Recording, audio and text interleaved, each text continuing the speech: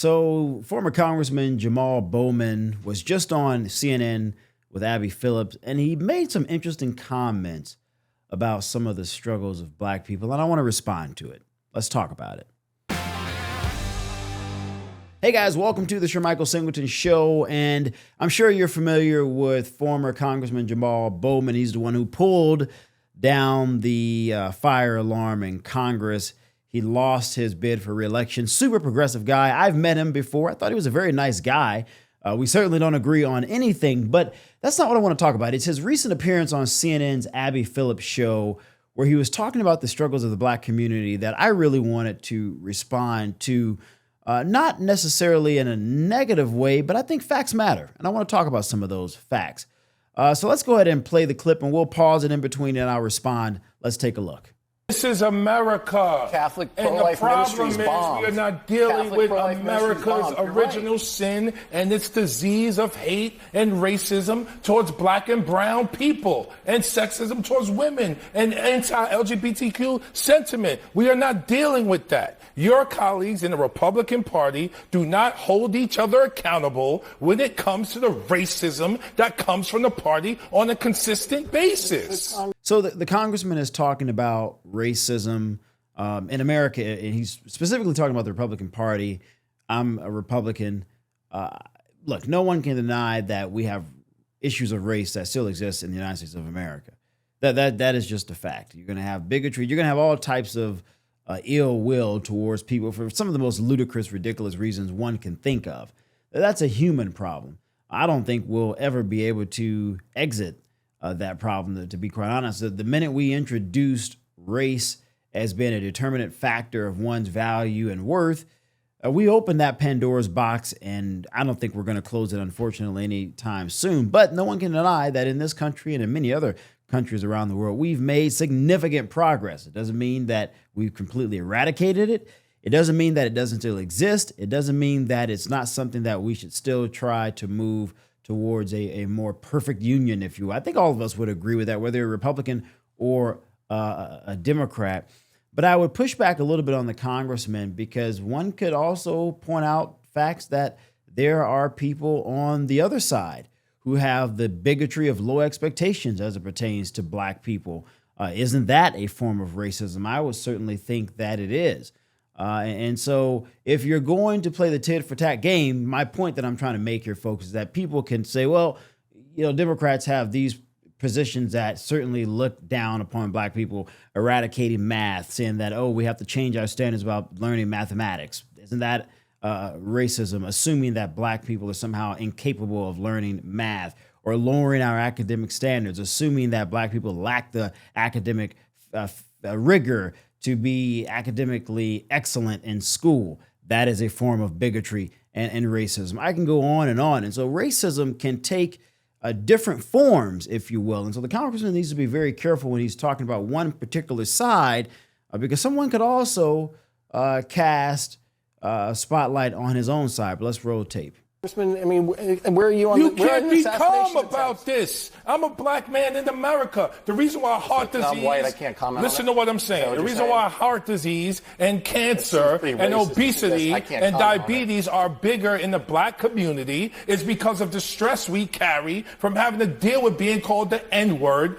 So when the Congressman Jamaal Bowman suggests that chronic illness in the black community is primarily caused by African Americans being called the N-word, he not only oversimplifies a complex issue, but in my opinion, he ignores one of the greatest human success stories in modern history, and that is the rise of black Americans since the end of Jim Crow. So let's not just talk about how we feel, let's talk a little bit about the facts. But let's roll the tape, and then we'll come back to some of those facts. Directly or indirectly every day. If your colleagues would listen and try to learn and engage and grow and stop being so hateful, we could have a better country. So let's talk about some of those facts that I was just mentioning. In 1950, just 7% of black people had completed high school. Today, as of 2025, that number stands at over 90%. In 1960, only 3% of black Americans had a college degree. Today, over 25% of us do. Nearly a 9-fold increase according to the U.S. Census Bureau. Black women in particular, which no surprise that black women are just so amazing in my opinion. Black women in particular are the most educated demographic by enrollment growth in U.S. colleges and universities over the past 20 years. In 1967, the median income for black households was around $28,000 when adjusted for inflation. Fast forward to 2022, it had nearly doubled to $52,860 per U.S. Census. The percentage of black households earning over $75,000 increased from just 10%, merely 10% in 1967, to 35% in 2022. And so while the racial wealth gap continues to persist, no one can deny that. Hell, I'm not going to deny it. It's still a problem. And we want to get that 35% to like 70, 80%.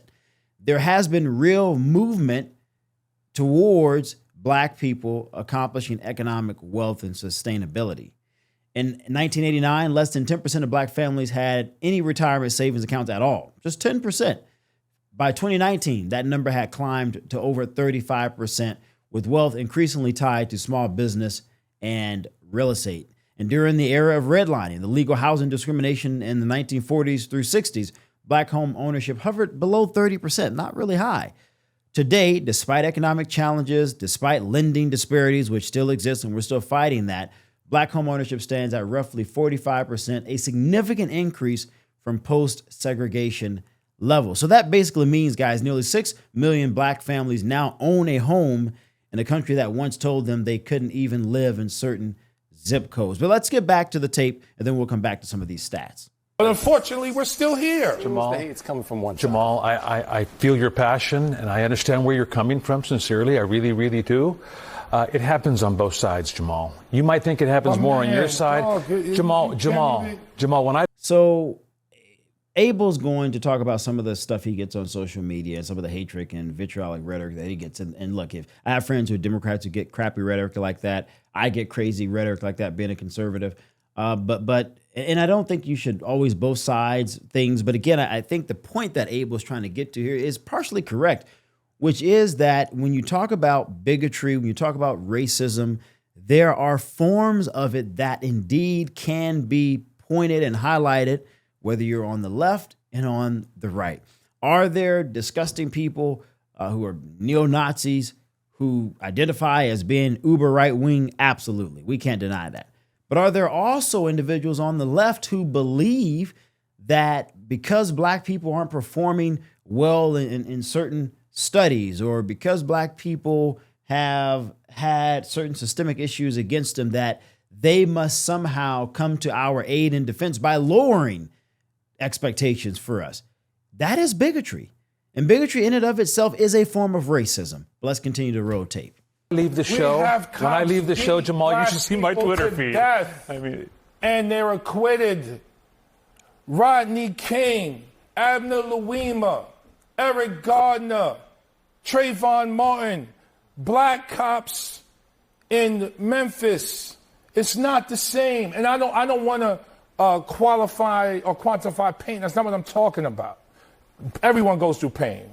But the racism in this country is the disease that will destroy us. So the congressman is correct by saying that, by alluding to the fact that we have to continue to deal with problems that have historically been difficult for us in this country. I don't disagree with that. And I think most of you who are watching this don't disagree with it either. But it's how we deal with it.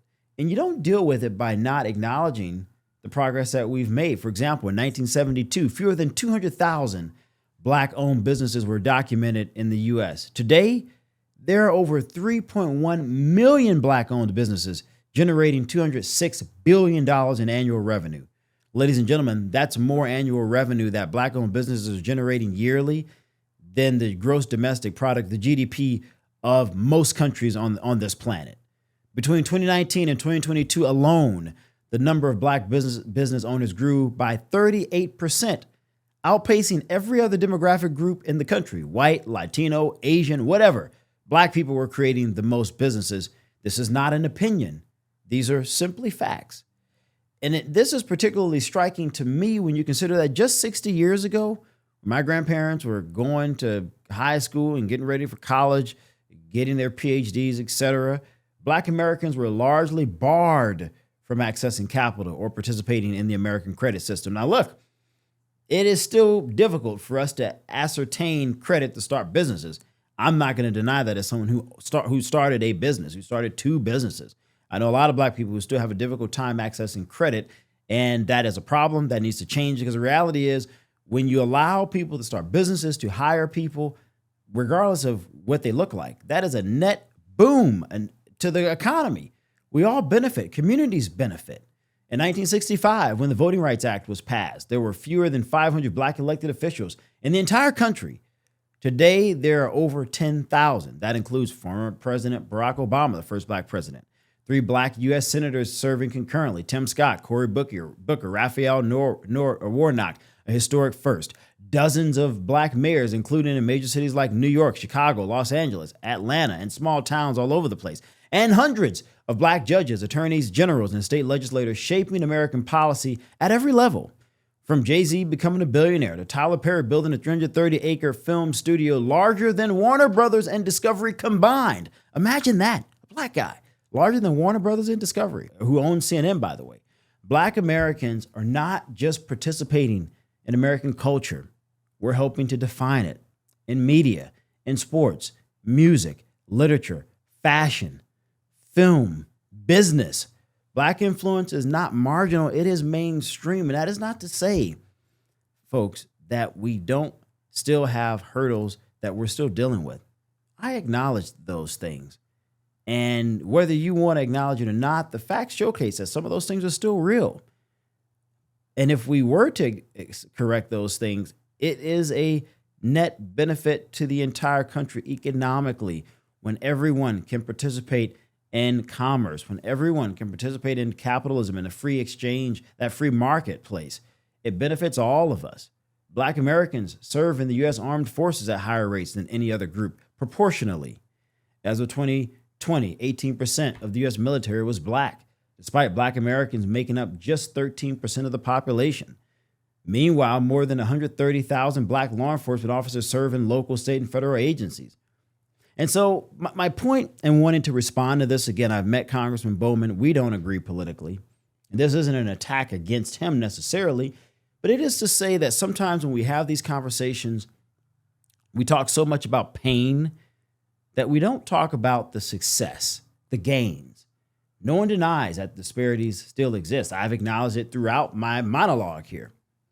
But to claim in 2025 that Black Americans are being crushed merely by slurs as the defining feature of our existence is a denial of both our struggle and our triumph. And I don't think that's what the congressman was doing, but in that moment, that's how it came off. We're not frozen in 1955. My grandparents always remind me the things that they had to go through, going to high school, being a part of the second class to desegregate, making it through college, my grandmother's case, earning her PhD, in my grandfather's case, becoming a serial entrepreneur. Those things were not easy. And they always remind me of the pains and the struggles that they had to go through to make it easier for me. And my God, it is way easier for me today, without a doubt, than it was for them in the 50s and 60s. Black people we're not perpetual victims. We're entrepreneurs, we're scholars, we're leaders, we're artists, we're innovators, we're benefactors, we're protectors, we're business leaders. We have overcome state-sanctioned segregation. That is a fact. Economic exclusion, cultural marginalization, and political disenfranchisement, and we're still rising. And again, there are some people who, without a frickin' doubt, who would like to send us back 50, 60 years ago, hell, maybe even further. That is the reality. There are some people who are advocating for things that are not only not in Black people's interest, but not in America's interest, because when African Americans do well, systemically speaking, the country does well. That's a fact. Crime rates go down. Health disparities go down. Poverty rates go down. That doesn't just benefit Black Americans. That also benefits my white friends. And every white person that I know wants to see Black people thrive and do well. And again, I'm not saying that there aren't some terrible people out there. There are. And we got to address that and deal with it. But that doesn't mean that we should ignore the vast majority who want to continue to see progress.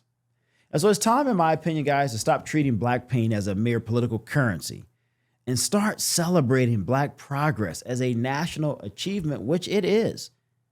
Look, the stress we carry is real, as highlighted by Bowman. But the truth is, we've come way too far to keep selling the idea of permanent pain. Yes, disparities exist, but the story of Black America is not one of despair. It's one of defiance, dignity, and decades of hard-won progress. And so I wanted to respond to that, again, not to attack the congressman, because a lot of times when people create these types of videos, they're just attacking someone. No, you can form your own opinions and ideas about what you think about Jamaal Bowman as an individual, as a former member of Congress. But the facts speak for themselves. And what the facts showcase is that African Americans are perhaps one of the greatest purveyors of perseverance in American history. The stats that I just listed reveal that to be the case. And again, that doesn't mean that there aren't issues that still exist. It doesn't mean that we don't have to continue to persevere and make things better. It doesn't mean that there aren't people who are trying to make things worse. I acknowledge all of those things, folks. But boy, when you look at the facts of our progress, it's only been 3-4 decades. It's significant. I am excited about imagining what the next 3-4 decades will look like, considering where we have come thus far. I'm sure Michael Singleton, let me know in the comments below what you think about Jamaal Bowman and his commentary. And what do you think about the stats and the facts, the amazing progress Black Americans have made?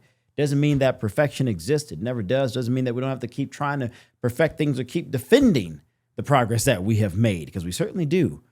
But my God, when you talk about perseverance, when you talk about the greatest example of exercising the American dream, Black Americans have done so. We're not perpetual victims. We are perpetual overcomers. I'm sure Michael Singleton. Thanks for watching. I'll see you next time. Like this video, by the way. Drop your comments. Let me know what you think.